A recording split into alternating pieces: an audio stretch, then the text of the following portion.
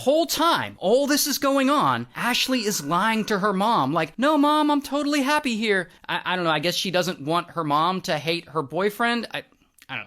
Not only that, as time goes on, Jack gets more and more abusive. Like, he's been spying on all her texts, and so she has to be careful about all the messages she sends her friends so that they don't get misinterpreted by him. Like, some messages she has to send and then quickly delete before he sees them. It's crazy. Also, she slowly stops talking to her family so much. And her family and friends, they can tell something is off, but they're halfway across the world back in Canada. So they're not like 100% sure what's going on. However, pretty quickly, they start to figure it out. Like one day, Ashley is at the apartment talking to her sister on FaceTime. And Jack, he gets mad at her for some dumb reason, and he suddenly just flips out. And he starts throwing things at her and screaming at her. And sister's watching all this go down like, hey, Ashley, why don't you just come home? But still, Ashley won't. I guess she's in love, or maybe she's afraid.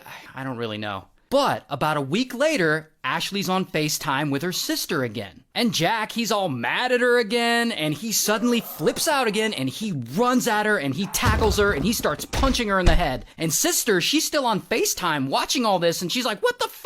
And so at this point, sister has had enough. She can't let this continue. And she goes and she tells their mom what she saw. And of course, mom is like, oh, hell no. And she immediately calls Ashley and she's like, we're getting you a flight and you're coming home. And so finally, they all agree. Ashley is getting out of that toxic situation. She's getting on the next flight back to Canada. Even Jack agrees. I mean, he understands that she's leaving on the next flight. However, there's a problem. It's 2022. And the pandemic is still kind of going on. And Ashley is required to get a negative COVID test before she can get on a plane.